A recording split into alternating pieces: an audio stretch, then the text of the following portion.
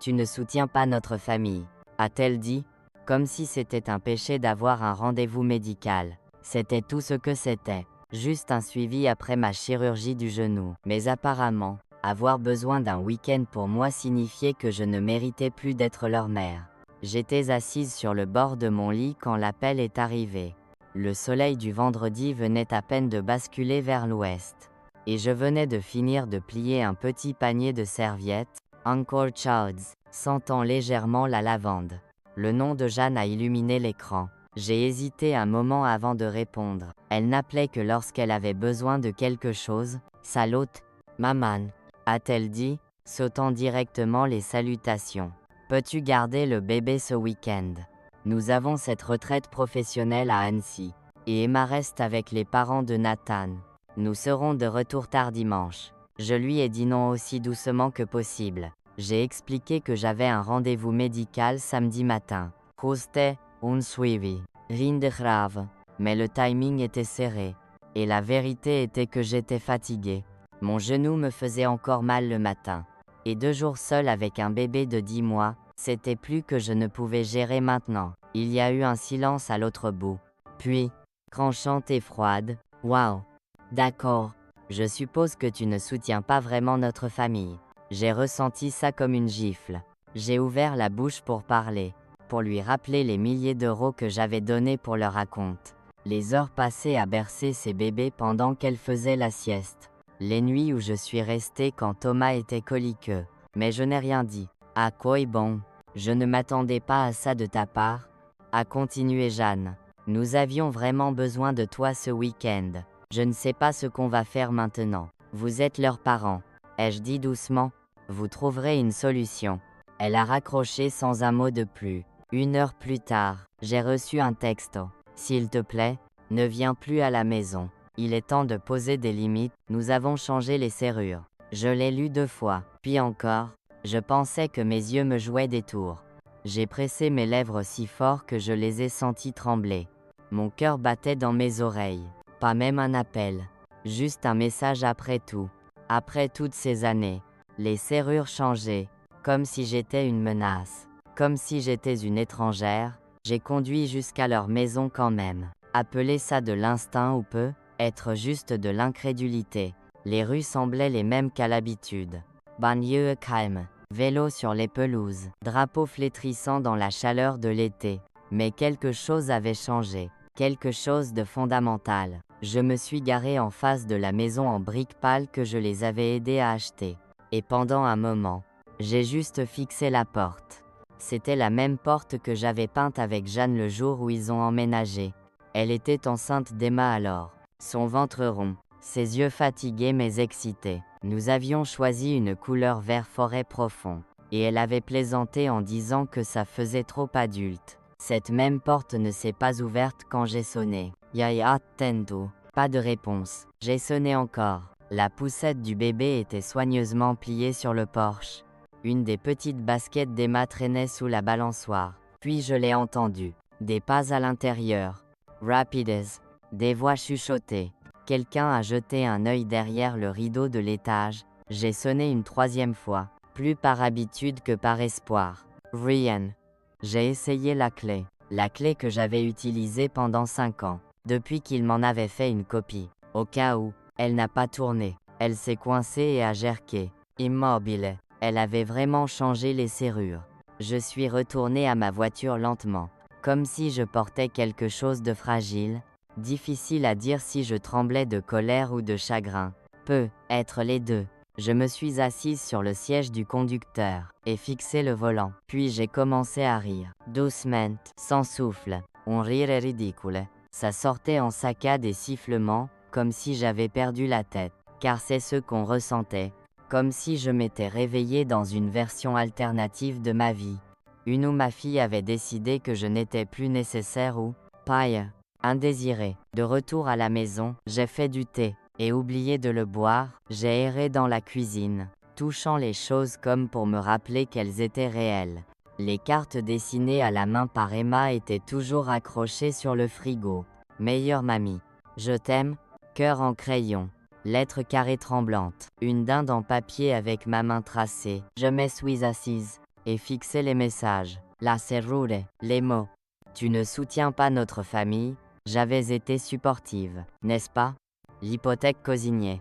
La césarienne d'urgence couverte par mes économies quand leur assurance était insuffisante, d'innombrables repas, babysitting à la dernière minute, chaque gâteau d'anniversaire, chaque costume d'Halloween cousu de mes propres mains. Je n'ai pas gardé de reçu, mais la preuve était partout, dans leurs murs, leurs placards, leurs enfants. J'ai pris mon téléphone et tapé un message, puis l'ai effacé, tapé un autre, effacé aussi. Que pouvais-je bien dire? Rien ne sonnerait juste. Rien ne les ferait ouvrir la porte. Je me suis tenu près de la fenêtre, alors que les lampadaires s'allumaient un par un. Je n'avais même pas changé les vêtements que je portais pour faire des courses ce matin-là. Je n'ai pas bougé jusqu'à ce que l'horloge sonne minuit. Et même alors, je n'ai pas dormi. Le lendemain matin, je me suis déplacé dans la maison comme une invitée dans la vie de quelqu'un d'autre. Le silence semblait plus lourd que d'habitude. Je n'ai pas allumé la radio comme je le faisais toujours. Je n'ai pas ouvert les rideaux. Je ne voulais pas de lumière. À la place, je me suis assise à la table de la cuisine, avec un morceau de pain sec, et une tasse de thé qui a refroidi avant que je puisse le boire. Le frigo bourdonnait, l'horloge tic-taquait, mais tout le reste s'était figé. J'ai fixé la chaise vide en face de moi, celle où Emma s'asseyait avec sa boîte de jus, Jambis Balancenchis, me racontant l'école, celle où Jeanne s'effondrait après une longue journée, soupirant comme si le monde lui devait quelque chose pour y avoir survécu. Comment en étais-je arrivé là? Comment avais-je élevé une fille qui pouvait fermer une porte à sa mère avec tant de facilité? À midi, j'ai ouvert la petite boîte où je gardais toutes les petites choses qu'il m'avait données. Une fleur pressée d'Emma, une bande de photomatons avec Jeanne dans la vingtaine, souriant, large et sauvage. Une carte de remerciement de Nathan après la naissance de Thomas, écrite à la hâte, mais elle disait « Nous ne savons pas ce que nous ferions sans toi ». Je me suis assise avec cette phrase longtemps. Apparemment, ils avaient trouvé une solution. Mon téléphone a vibré une fois, et j'ai sursauté. Mais ce n'était pas Jeanne. C'était un message spam sur l'assurance auto. J'ai posé le téléphone, et l'ai poussé comme s'il pouvait mordre. Puis j'ai fait quelque chose que je n'avais pas fait depuis des années. J'ai sorti le dossier, le gros jaune avec le clip noir, dépenses familiales, écrit en encre délavée sur le dessus. À l'intérieur, des registres, je les avais gardés, pas pour faire pression, pas par fierté, mais parce que j'étais bibliothécaire de métier et de nature, je consignais les choses, pas tout. Jamais les petits services, les nuits blanches, les heures passées à conduire à travers la ville, mais les gros, l'argent, les choses légales, les obligations que j'avais prises parce que j'étais la seule à pouvoir, les 12 € pour le raconte, les 300 € pour couvrir les factures d'hôpital d'Emma quand Nathan a perdu son travail, la poussette à 800 € que Jeanne disait absolument nécessaire, les paiements de frais de scolarité pour qu'Emma reste dans son école Montessori. Rien de tout cela n'était à contre-cœur. Pas alors. J'avais les moyens. J'avais le cœur. C'était le rôle. N'est-ce pas? La mère qui donne, la grand-mère fiable. La figure de fond solide qui maintient tout en marche sans rien demander en retour. Mais maintenant, je me posais une question pour la première fois. Qui s'occupe de moi? J'ai regardé autour de la maison. Personne d'autre n'était là. Personne n'appelait pour vérifier si j'allais bien. Personne ne demandait si j'avais mangé. Si je dormais, si j'avais pleuré toute la nuit, je l'avais fait. Le chagrin n'était pas bruyant. Il ne venait pas en sanglots ou cris. Il s'installait comme de la poussière dans mes poumons. Lent, suffocant, impossible à expliquer à quiconque ne l'avait pas ressenti. Elle a changé les serrures. Ai-je murmuré à voix haute juste pour entendre à quel point ça sonnait absurde, comme si j'étais une intruse imprudente au lieu de la femme qui avait autrefois bercé sa fille à travers des nuits de fièvre et de peur. Je me suis levé. Mes genoux me faisaient mal comme toujours. Mais j'ai bougé avec détermination. J'ai pris la petite photo encadrée sur l'étagère du salon. Jeanne tenant bébé Emma. Moi à côté, toute plus jeune et plus douce. Je l'ai posée face contre la table. Puis je suis entré dans la chambre. Et j'ai commencé à chercher la carte de mon avocat. La carte était là où je l'avais laissée, dans mon vieux carnet d'adresses entre le dentiste et le vétérinaire, Je n'avais pas appelé Alain Rivière depuis plus de 6 ans.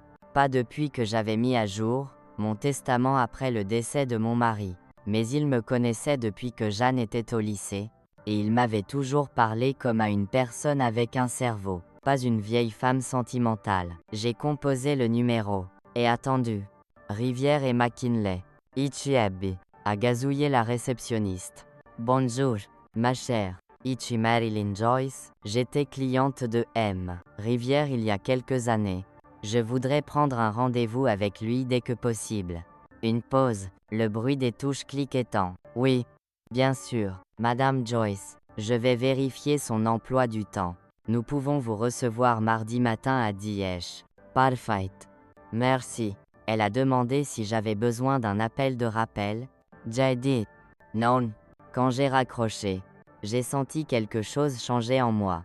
Pas de la colère, pas du chagrin cette fois, mais une force étrange, subtile, comme si j'avais ramassé un morceau de moi que je ne réalisais pas avoir perdu. Je n'avais pas l'intention de poursuivre qui que ce soit. Je n'allais pas apparaître à leur porte avec des documents et des exigences. Mais j'avais besoin de clarté. J'avais besoin de comprendre ce que j'avais construit, et ce que j'avais donné. Plus tard ce jour-là, j'ai sorti une boîte du placard du couloir marqué « Maison ». À l'intérieur, des actes, des derechos, des formulaires d'assurance. Je ne les avais pas regardés depuis des années. J'ai feuilleté jusqu'à ce que je le trouve. L'accord de prêt hypothécaire. Celui que j'avais signé pour aider Jeanne et Nathan à obtenir leur deuxième hypothèque quand ils voulaient agrandir la cuisine et ajouter la nurserie. Ils n'avaient pas qualifié seul. J'étais listé comme cosignataire. Pas de propriété, pas de droit de parole, juste de la responsabilité. J'ai regardé un autre dossier, les relevés de mon compte de retraite, plusieurs virements vers le compte de Jeanne au fil des ans. Un pont entre les emplois, l'avait-elle appelé. Juste jusqu'à ce que la prochaine commission de Nathan arrive, je n'avais jamais demandé de remboursement. Je n'en avais même jamais parlé. D'une certaine manière, avoir besoin d'être remboursé semblait plus honteux que de donner. Je me suis assise dans mon fauteuil tenant les papiers, les laissant parler d'eux-mêmes. J'avais aidé à construire leur vie, mais je n'en faisais pas partie. Je me suis souvenu d'une conversation de l'année dernière. Jeanne s'était plainte de la mère de Nathan, de toutes les personnes. Elle essaie toujours de s'immiscer, avait-elle dit. Je ne supporte pas les voyages de culpabilité. J'aimerais qu'elle recule. À l'époque, j'avais hoché la tête avec sympathie. Je me demandais si elle m'avait dit ça pour une raison. Un avertissement. Ce soir-là, j'ai marché lentement dans ma petite maison. Comme si je la voyais pour la première fois depuis des années, tout ici avait été choisi avec soin. Les rideaux floraux bleus, les étagères en chêne, le fauteuil à bascule dans le coin. Rien de cher, mais tout à moi. Je me suis tenu à la fenêtre et regardé le soleil glisser sous les toits. Quelque part là-dehors, ma fille bordait ses enfants. Peut-être pensait-elle à comment elle avait posé des limites, comme si j'étais une obligation indisciplinée. Eh bien, deux peuvent poser des limites. Je n'ai pas beaucoup dormi cette nuit-là encore, mais ce n'était pas l'éveil agité. Spiralant, c'était calme, concentré, comme si quelque chose en moi avait tourné un cadran. Et j'étais enfin accordé sur ma propre fréquence. À 6 du matin, j'étais à la table de la cuisine avec un stylo, un bloc-notes, et 3 enveloppes que je gardais dans le tiroir du bas du buffet. Médical, réparation maison, et Jeanne. J'ai ouvert la dernière. À l'intérieur, chaque carte de remerciement, chaque reçu imprimé, chaque bordereau bancaire que j'avais gardé au fil des ans. Pas pour prouver, pas pour la honte, mais pour la mémoire, pour le registre de l'endroit où j'avais placé mon amour. La première était datée d'il y a 12 ans. 2 € pour couvrir un dépôt quand Nathan a perdu son travail, et qu'ils ont dû déménager rapidement. Je me souvenais de l'appel comme si c'était hier. Maman, je ne demanderai pas si nous n'étions pas désespérés. Je déteste ça, je déteste te demander. Mais je n'ai personne d'autre à appeler. J'avais dit oui avant qu'elle ne finisse la phrase. Puis vinrent les autres, comme des miettes menant à travers une forêt. Des écarts de garderie, des problèmes d'assurance. Cette fois où Emma avait besoin d'un appareil dentaire, et leur plan dentaire ne couvrait que la consultation. Tout ça, des centaines ici, des milliers là, chacun une version de la même histoire, juste cette fois, on trouvera une solution bientôt. Merci, maman, tu es une sauveuse. Mais le problème avec être une sauveuse, c'est que personne ne pense à vous jusqu'à ce qu'ils se noient. Et dès qu'ils sont de retour sur la terre ferme, on vous a oublié. J'ai pensé aux fois où j'ai dit oui, même quand je voulais dire non. Quand j'ai annulé un déjeuner avec ma seule amie en ville, pour pouvoir récupérer Emato, quand j'ai sauté mon contrôle d'arthrite parce que personne d'autre ne pouvait garder Thomas, quand j'ai dépensé l'argent de ma facture de chauffage de l'hiver dernier pour des cadeaux de Noël pour leurs enfants parce que Jeanne disait qu'Emma serait dévastée sans la maison de poupée que toutes ses amies avaient. Chaque fois je me disais que c'était de l'amour, du sacrifice, ce que font les mères. Maintenant je n'étais pas sûre si c'était de l'amour ou de la peur. La peur que si j'arrêtais de donner, je cesserais d'importer. J'ai posé l'enveloppe, et me suis levée lentement. Mes genoux n'aimaient pas ça, mais ils ont obéi. Je suis allée à la porte d'entrée. Elle est ouverte. L'air du matin sentait la rosée et l'herbe vieille. De l'autre côté de la rue, ma voisine Hélène arrosait déjà ses bégonias dans sa robe rose. Elle a fait signe. Je n'ai pas répondu. Pas par impolitesse. Je ne pouvais juste pas lever la main. Pas encore. À l'intérieur, j'ai fait du thé et fixé mon téléphone. Rien. Pas de message de Jeanne, pas de suivi, pas d'excuses, pas même une ligne pour expliquer. Était-ce vraiment tout? Un refus de week-end, un rendez-vous médical, un seul mot, non. Et j'étais effacée. J'ai pris le téléphone, fait défiler jusqu'à son nom, plané, puis je l'ai reposé. Que dirais-je? Que j'étais désolée d'avoir besoin d'un samedi pour prendre soin de ma santé. Que j'annulerais à nouveau le rendez-vous si elle me laissait revenir dans les vies que j'avais aidé à construire. Je ne pouvais plus faire ça, plus maintenant, car voilà la vérité que j'avais évitée. Et elle m'a frappé avec le calme d'une note finale. Ce n'était pas la première fois que Jeanne me punissait pour avoir posé une limite. C'était juste la première fois qu'elle l'avait rendue permanente. J'ai repensé à l'année dernière quand je lui ai dit que je ne pouvais pas prendre l'avion pour leur anniversaire parce que le médecin avait déconseillé les longs voyages avec ma tension artérielle. Elle ne m'avait pas parlé pendant des semaines après ça, disant que je choisissais mes mots, plutôt que ses jalons. Avant cela, le baptême, quand j'avais demandé s'il pouvait envisager une date où je n'avais pas de kinésithérapie prévue. Elle m'avait dit que j'étais difficile, qu'elle n'avait pas besoin de drame. Chaque fois que je plaidais pour moi, elle répondait par la distance, la froideur, le silence. Et moi, comme une idiote, je revenais en rampant avec des cadeaux, avec des excuses que je ne devais pas. Jusqu'à maintenant, je restais immobile, laissant le silence s'installer. Je n'ai pas envoyé de texto, je n'ai pas offert d'explication. J'ai pris une grande inspiration, marché jusqu'à l'armoire à dossiers, et sorti le dossier étiqueté « Succession ». Puis, j'ai pris le téléphone, et appelé Alain Rivière à nouveau. Pouvons-nous ajouter quelques points à discuter mardi? Ai-je demandé.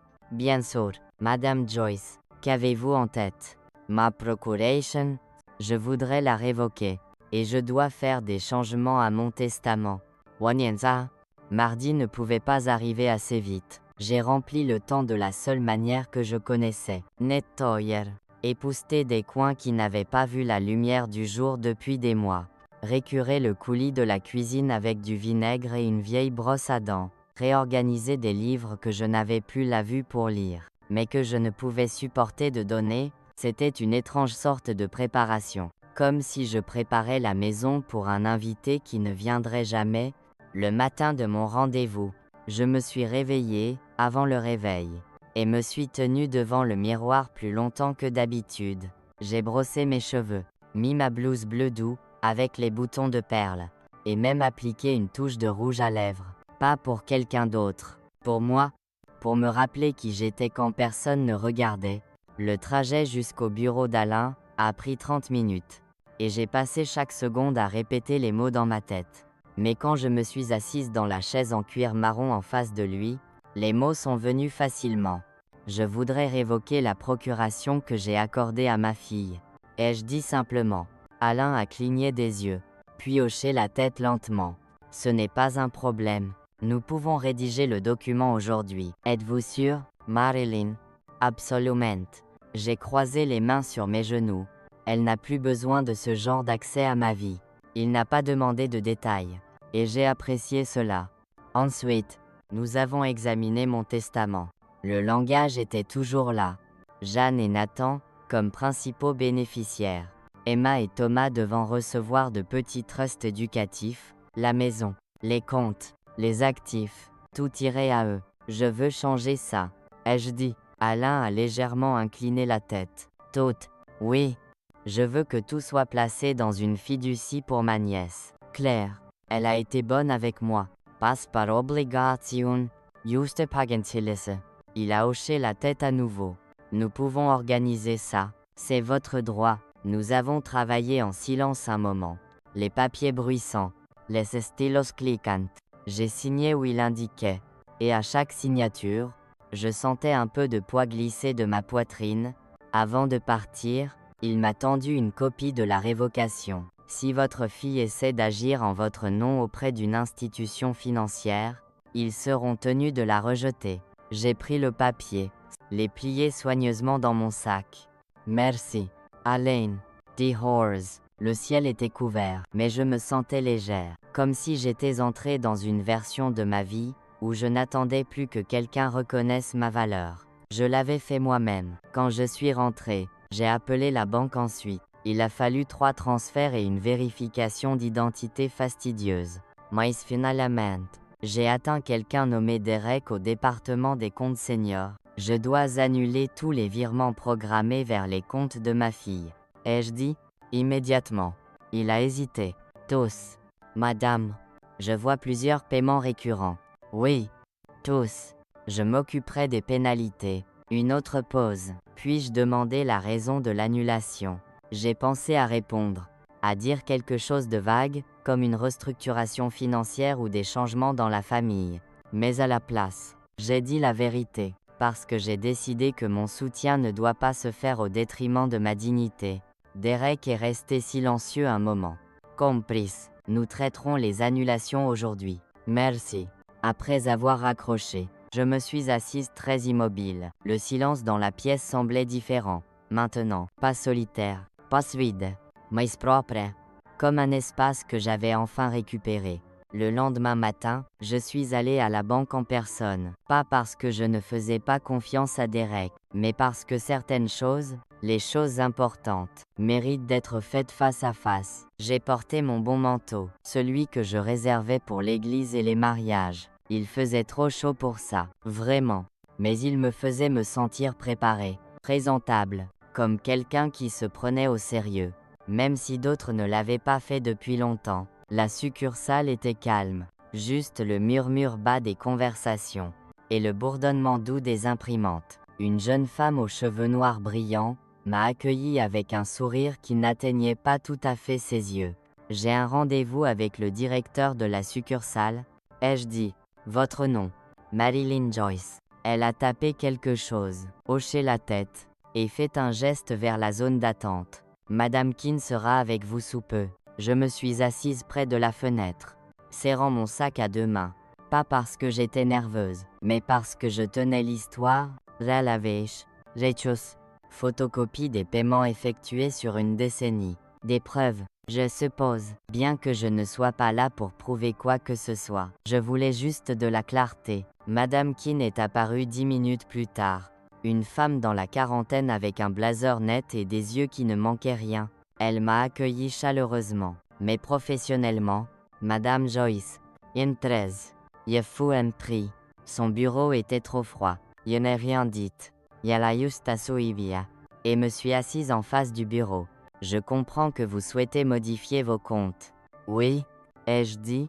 Je veux que tous les virements sortant vers le ménage de ma fille soient annulés définitivement. Je veux aussi créer une fiducie séparée. Elle n'a pas cligné des yeux. Juste pris un stylo. Avez-vous déjà un bénéficiaire en tête? Ma nièce? Claire Linton.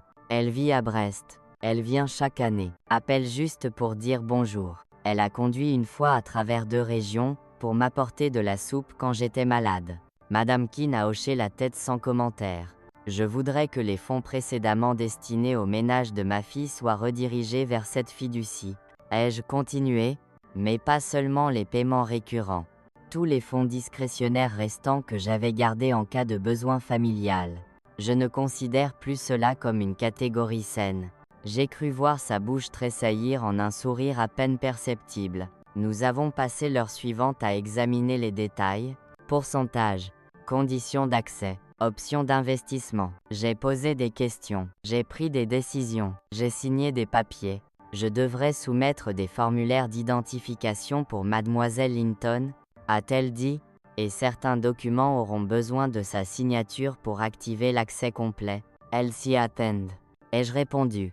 Je lui ai déjà dit qu'il pourrait y avoir quelque chose de petit. Je ne lui ai pas dit combien. Ah, ce n'était pas une somme énorme selon les normes modernes, mais c'était plus que ce que j'avais eu en grandissant. Plus que je n'avais jamais pensé économiser. Je voulais que ça aille à quelqu'un qui l'utiliserait avec soin, pas avec un droit. Quand nous avons fini, Madame Keane s'est levée et m'a tendu la main. Y a-t-il autre chose avec quoi je peux aider aujourd'hui? Oui, ai-je dit. Pouvez-vous imprimer une liste de toutes les transactions que j'ai effectuées vers la famille de ma fille ces 10 dernières années? Elle a haussé un sourcil, mais n'a rien dit, juste tapé sur son clavier. Quelques minutes plus tard, elle m'a tendu une pile, page après page de dépôt, virements, paiement, Yellow Prisa, et glissé dans mon sac sans regarder. Merci. Dehors, le soleil était sorti. J'ai marché jusqu'à ma voiture lentement, les documents pressant un poids doux contre mon côté. Pas lourd, juste réel. De retour à la maison, j'ai fait du thé, et étalé les pages sur la table de la salle à manger. Mon propre nom imprimé encore et encore, Petites sommes, grandes, l'allocation mensuelle pour les courses, les leçons privées d'Emma, les soins dentaires de Nathan, l'essence, les paiements de voiture, le remplacement d'un chauffe-eau. J'ai entouré chacun avec un stylo rouge, pas pour me faire honte, pour me souvenir. J'ai compté 123 virements sur 10 ans, et cela n'incluait pas les cadeaux, les courses, ou les babysitting. Cela n'incluait pas les nuits où j'ai dormi sur leur canapé quand ils étaient malades, ou les fêtes où j'ai cuisiné pour 12 pendant qu'ils souriaient pour les photos, et me laissaient laver chaque assiette seule. 123 fois, j'ai dit, oui, jusqu'à maintenant. Ce soir-là, je me suis assise avec une feuille de papier vierge, et j'ai écrit une lettre, pas une que j'enverrai, juste une que j'avais besoin d'écrire. Chère Jeanne, j'espère qu'un jour tu comprendras que l'amour et l'obéissance ne sont pas la même chose. Je t'ai élevée pour être forte, et je suis désolée si cette force t'a fait penser que j'étais incassable. J'ai dit, oui, trop de fois. Pas parce que je n'avais pas de limite, mais parce que je pensais que dire non signifierait te perdre. Je vois maintenant que je t'ai perdu quand même. Alors, maintenant je me choisis. Je l'ai signé, puis plié, placé dans le tiroir, et laissé le calme revenir. Je n'avais pas prévu d'en parler à qui que ce soit. Pas encore, pas avant que la poussière ne retombe. Mais ensuite l'appel est venu de Nathan, tard jeudi après-midi. Inattendu, et bien trop poli pour être sincère. Salut, Marilyn. Je voulais juste vérifier. Jeanne a mentionné que tu prenais un peu d'espace. Nous respectons ça, bien sûr. Mais... Oh hey, elle s'inquiète pour toi. Jai Prasqueri. À la place, Jai dit. Je vais bien. Nathan. Y a-t-il quelque chose dont tu as besoin? Il y a eu une pause, courte mais nette. Eh bien, j'ai remarqué que le virement pour les courses n'est pas arrivé cette semaine, ni l'assurance auto. J'ai pensé que c'était une erreur bancaire. Non. Ai-je dit? Pas une erreur. Une autre pause. Plus longue cette fois. D'accord. Alors? Tout va bien. J'ai entendu alors. Le changement dans sa voix, l'inquiétude se durcissant en irritation, cette discrète prétention se réveillant. J'ai décidé d'arrêter les paiements. Ai-je dit? Tous. Il y a eu un silence, pas même une respiration. Puis, il s'est passé quelque chose. J'avais envie de lui demander s'il devait vraiment poser la question, s'il pensait que c'était normal de changer les serrures sur la femme qui avait bercé ses enfants, mais je ne l'ai pas fait. À la place, j'ai dit, Jeanne a clairement dit que je ne faisais plus partie de votre famille, et je respecte simplement ça. Je pense que tu prends les choses un peu trop personnellement. A-t-il dit. Ça m'a fait rire. Doucement. 12 mai. Au revoir, Nathan. J'ai raccroché. 10 minutes plus tard, mon téléphone a vibré à nouveau. Cette fois, un texto de Jeanne. Maman, je ne sais pas ce que tu penses faire, mais tu crées beaucoup de stress dans notre foyer. Ce n'est pas comme ça que les familles se comportent. J'ai fixé l'écran, puis retourné le téléphone, face cachée sur la table. Ce soir-là, je suis retourné au bureau d'Alain Rivière pour finaliser le testament. Il m'a accueilli avec le même comportement calme, comme si nous discussions d'un mot croisé, et non de la redistribution d'une vie entière d'efforts. Tout est prêt comme nous en avons discuté. A-t-elle dit, me tendant le document épais, votre nièce Claire héritera de la maison, des comptes, et des actifs restants. Votre fille et sa famille ont été retirés des bénéficiaires. J'ai lu la première page lentement, sentant chaque clause atterrir avec une précision discrète, et la fiducie active dès ce matin. A-t-il confirmé? Claire a déjà reçu la notification, et aura accès une fois que nous aurons complété la dernière signature. Il m'a tendu le stylo. Je n'ai pas hésité. Quand j'ai fini, il a rassemblé les papiers, tapant les bords proprement dans un dossier.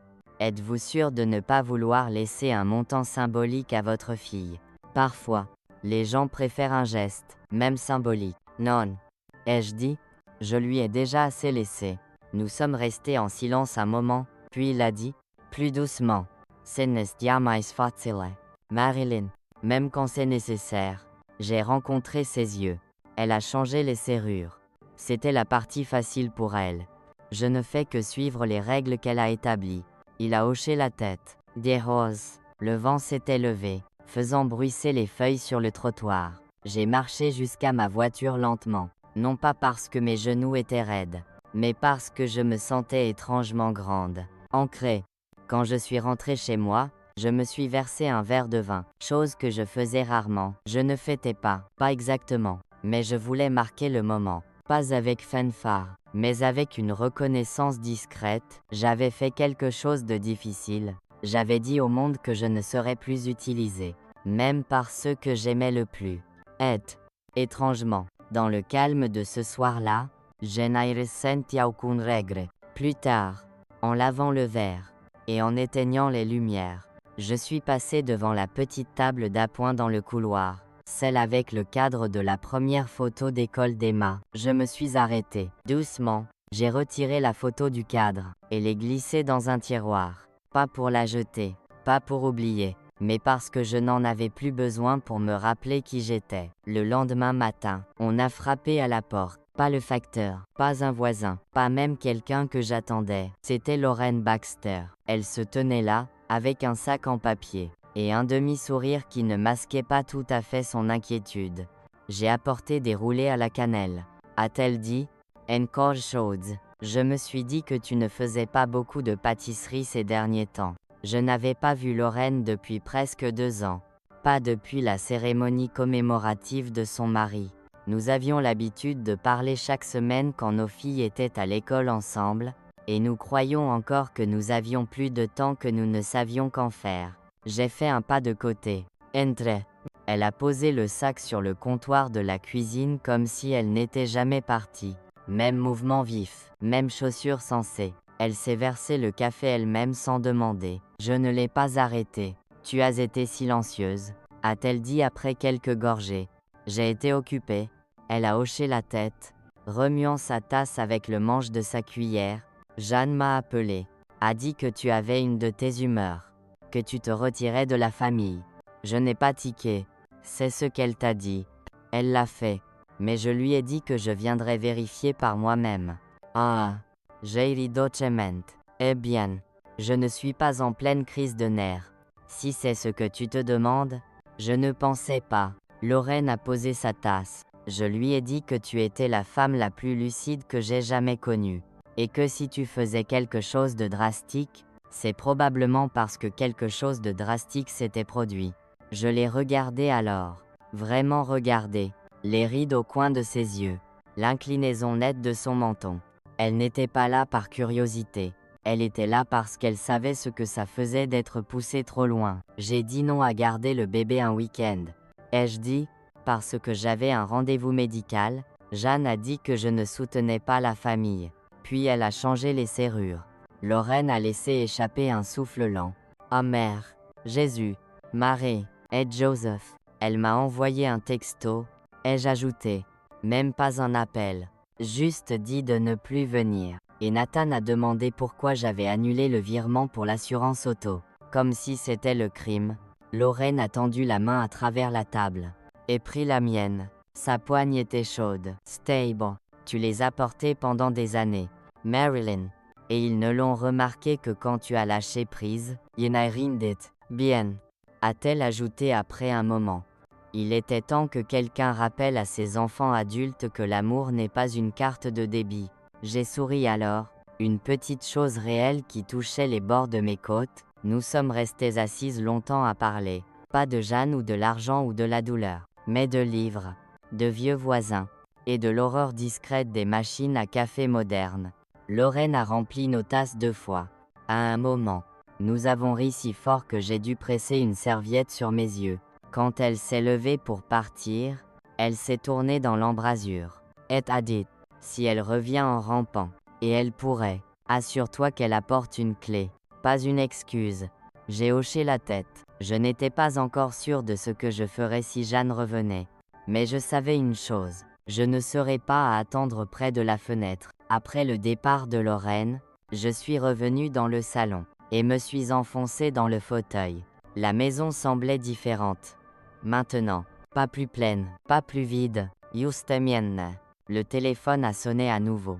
Je l'ai laissé aller sur la messagerie. Puis j'ai écouté. C'était Emma. Mamie, c'est moi. Je ne sais pas vraiment ce qui se passe. Mais maman a pleuré. Et papa criait. Et tu me manques. Ta maison me manque. Et les histoires. Et je ne sais pas. Puis-je venir un jour? Même si maman dit non, sa voix s'est brisée à la fin. Elle ne semblait plus avoir 5 ans. Elle semblait plus âgée que ça. Plus âgée qu'elle n'aurait dû l'être. J'ai fixé le téléphone longtemps après la fin du message. Et puis, sans réfléchir, j'ai appuyé sur sauvegarder. Je n'ai pas rappelé. Pas encore, mais j'ai écrit son nom sur un petit bloc-notes jaune que je gardais sur le comptoir. Emma. Pas comme une promesse, comme un début. La lettre est arrivée le lendemain. Une vraie lettre, enveloppe, timbre.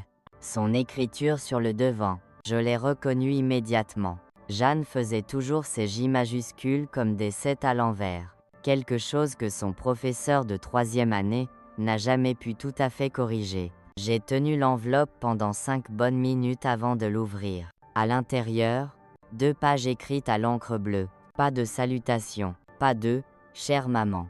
Juste une première phrase comme une gifle. J'espère que tu réalises ce que tu fais à cette famille. J'ai continué à lire. Elle écrivait que Nathan était furieux, qu'Emma était confuse, que le timing de tout ça ne pouvait pas être pire vu à quel point il travaillait dur pour garder les choses stables, que mon comportement était devenu erratique, qu'elle était blessée, mais aussi inquiète. Elle demandait si j'étais déprimée, si j'avais besoin de parler à quelqu'un. Elle suggérait une thérapie légèrement, comme le font les gens quand ils essaient de prétendre qu'ils ne vous insultent pas. Elle n'a pas mentionné la serrure. Elle n'a pas mentionné le texto. Et elle ne s'est certainement pas excusée. Le dernier paragraphe a scellé l'affaire.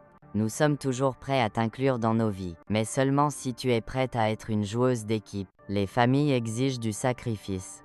Maman, tu me l'as appris. J'ai plié la lettre proprement 2 fois, et l'ai remise dans l'enveloppe. Puis je l'ai portée jusqu'à la cheminée, et posée sur la grille. Je ne l'ai pas allumée. Je n'en avais pas besoin. Je ne voulais simplement plus qu'elle soit sur ma table. Cette nuit-là, j'ai mieux dormi que depuis des semaines. Sans pilule, sans me retourner encore et encore comme une pièce qui ne peut pas atterrir. Le matin, j'ai fait de l'avoine, et je n'ai pas vérifié mon téléphone. À midi, j'ai marché jusqu'à la boîte aux lettres, et trouvé 2 catalogues, et une carte postale de Claire, une vue de la côte bretonne, falaise et ciel, si bleu que ça faisait mal. Son écriture était joyeuse et un peu brouillonne. Tante Marilyn, merci pour tout. Je ne sais même pas quoi dire. Sauf que j'espère que tu viendras bientôt. Nous ferons des scones, et nous assiérons sur le porche. Et ferons comme si le monde avait du sens. Amour. C'est. Je l'ai épinglé sur le frigo. Plus tard ce jour-là, j'ai nettoyé le placard près de la porte d'entrée. Il était devenu un fourre-tout au fil des ans. Les bottes de pluie d'Emma, le hochet oublié de Thomas, un bac en plastique plein de crayons cassés, et de chaussettes dépareillées. J'ai jeté la plupart dans un sac poubelle, pas par colère, juste par clarté. Quand j'ai atteint le fond, j'ai trouvé une petite enveloppe carrée. À l'intérieur, un dessin au crayon d'Emma, une maison en bâtonnet violette, une pelouse verte, un soleil tordu dans le coin, et moi au milieu tenant sa main, en lettres carrées, moi et la maison de mamie. J'ai pressé le papier à plat, lissant les plis, puis je l'ai glissé dans un dossier étiqueté « Gardé ». Je n'avais pas besoin de la permission de Jeanne, pour me souvenir de qui j'étais. Ce soir-là, alors que la lumière devenait dorée sur le sol de la cuisine, j'ai préparé une nouvelle cafetière de thé, et me suis assise près de la fenêtre.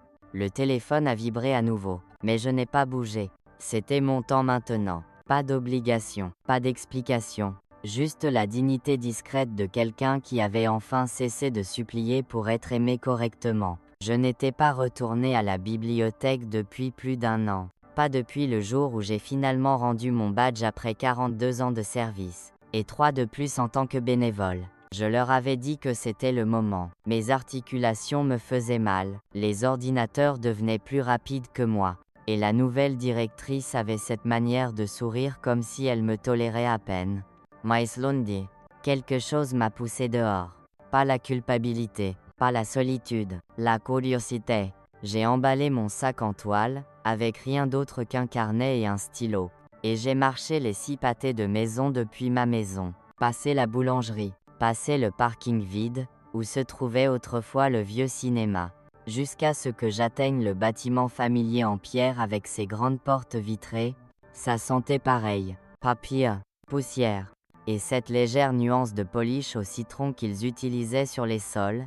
Mes chaussures faisaient les mêmes sons doux sur le carrelage. Je me suis déplacé lentement, pas à cause de la douleur, mais par révérence. Cet endroit avait été ma deuxième maison pendant la majeure partie de ma vie adulte. Derrière le comptoir était assise une jeune femme que je ne reconnaissais pas. Cheveux roux, lunettes épaisses, écouteurs autour du cou. Elle a levé les yeux. Elle sourit poliment. Bonjour. Puis-je vous aider à trouver quelque chose? Non. Merci. Ai-je dit? Je regarde juste. J'ai erré à travers les rayonnages. Fiction. Gros caractère. Histoire locale. Tous les mêmes étagères. Juste quelques dos plus récents. Certains des vieux favoris étaient toujours là. Des titres que j'avais rangés des centaines de fois. Des couvertures que je connaissais comme les visages des vieux voisins.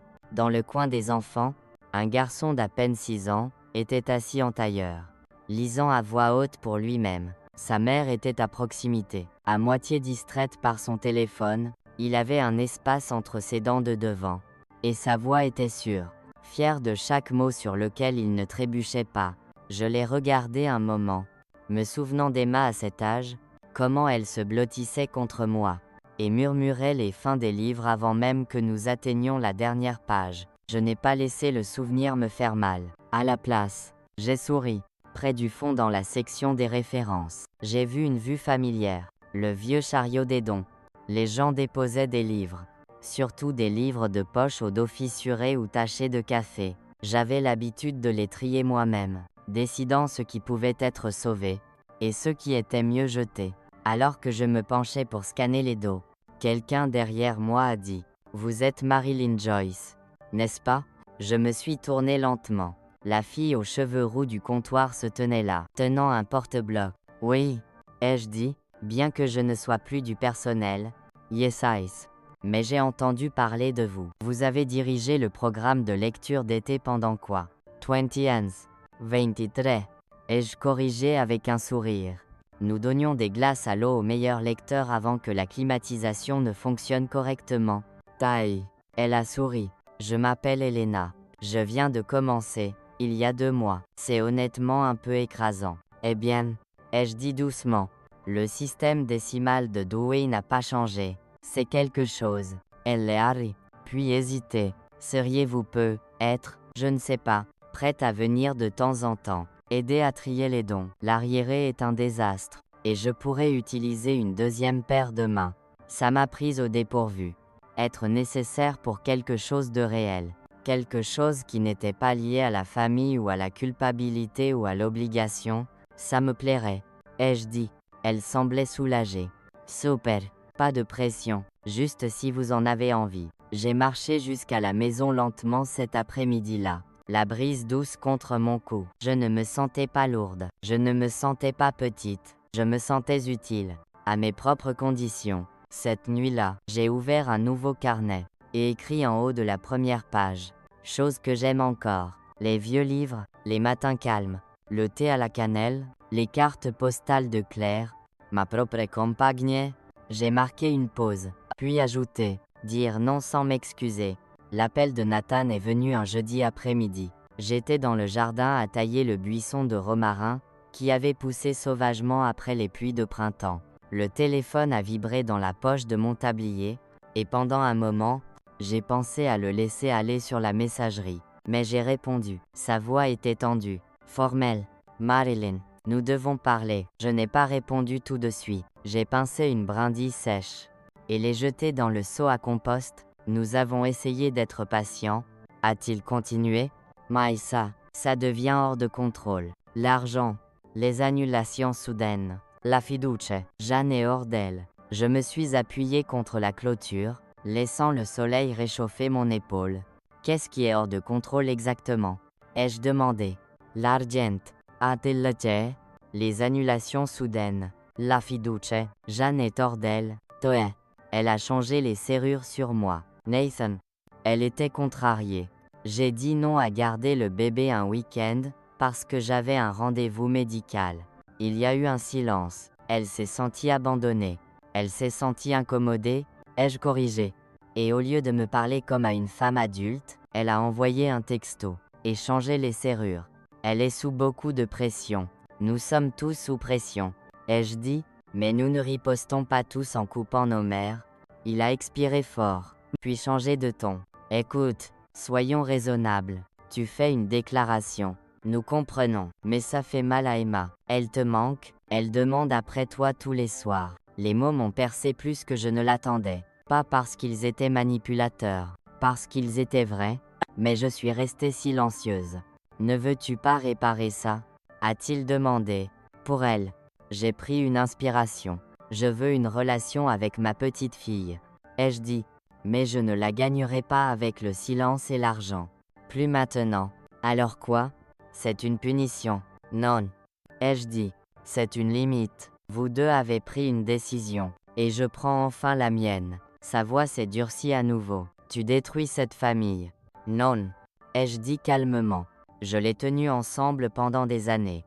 Vous ne l'avez juste pas remarqué jusqu'à ce que j'arrête. J'ai mis fin à l'appel. Je n'ai pas pleuré. Je suis retournée à mon romarin. Plus tard ce soir-là, je me suis versé un verre d'eau, et me suis assise sur les marches arrière, alors que le soleil plongeait bas derrière la ligne de toit du voisin.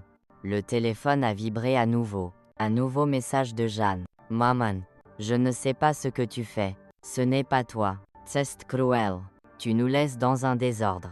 L'hypothèque est due. Les cartes sont au maximum. Tu as toujours dit que la famille prend soin de la famille. Pourquoi arrêter, maintenant? J'ai fixé l'écran, puis ouvert mon carnet, et écrit. Parce que j'ai enfin appris que la famille n'est pas juste ceux dont tu prends soin. C'est ceux qui prennent soin de toi. Attends.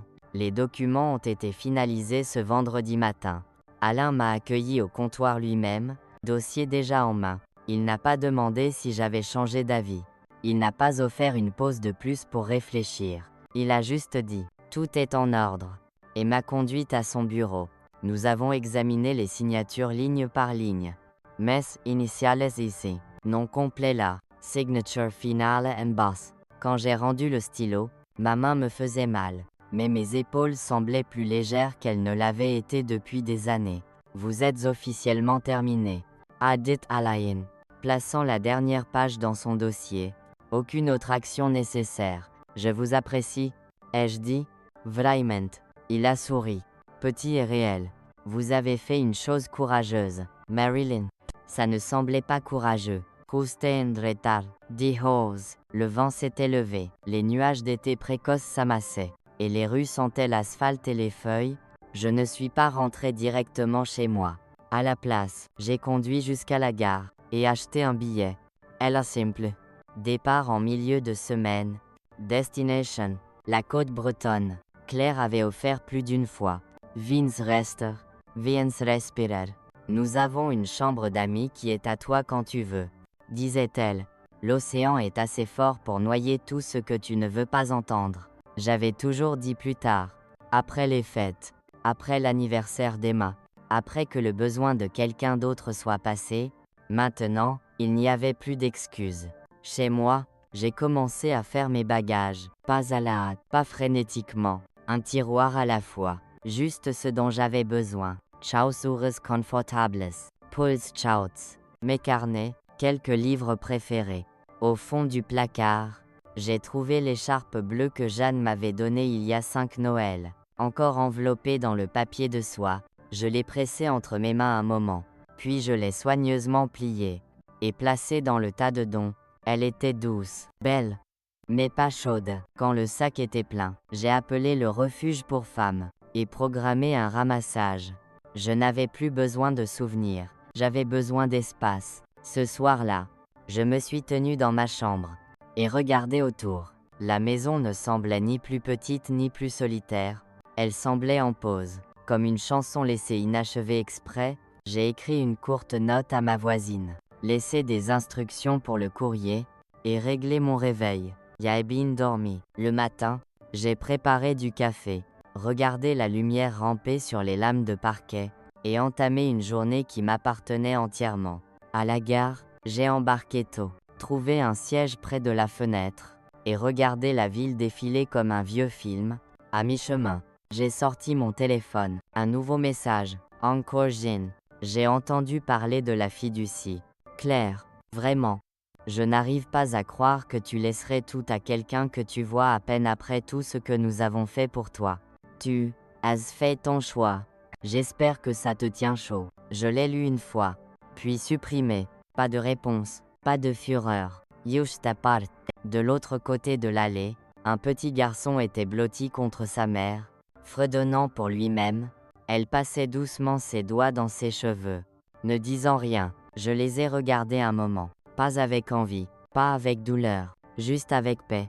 3 heures plus tard, le train est entré dans une petite gare brumeuse. Claire était là, debout près de sa voiture, agitant les 2 mains comme un enfant à un défilé. Quand j'ai descendu la plateforme, elle m'a attiré dans une étreinte qui ne posait pas de questions, qui n'avait pas besoin d'explications. Tu sembles plus grande, a-t-elle dit. Je le ressens. Elle l'a ri. Ah yes, j'ai fait des scones, et il y a une chaise sur le porche avec ton nom dessus. Nous avons conduit avec les fenêtres ouvertes, la brise marine s'enroulant autour de nous, douce et froide et propre. La maison de Claire était perchée sur une falaise juste assez haute pour entendre les vagues, mais pas les voir. Le vent traversait l'herbe haute comme un murmure, et le porche enveloppait l'avant comme des bras faits pour vous tenir. Pas juste encadrer la vue. À l'intérieur, tout sentait la cannelle et le linge propre. Il y avait des livres sur chaque surface, des tasses ébréchées dans l'évier, et un chat nommé Percy, qui s'est immédiatement installé sur mes genoux, comme s'il m'avait attendu tout ce temps. Je n'ai pas déballé tout de suite, je n'en avais pas besoin.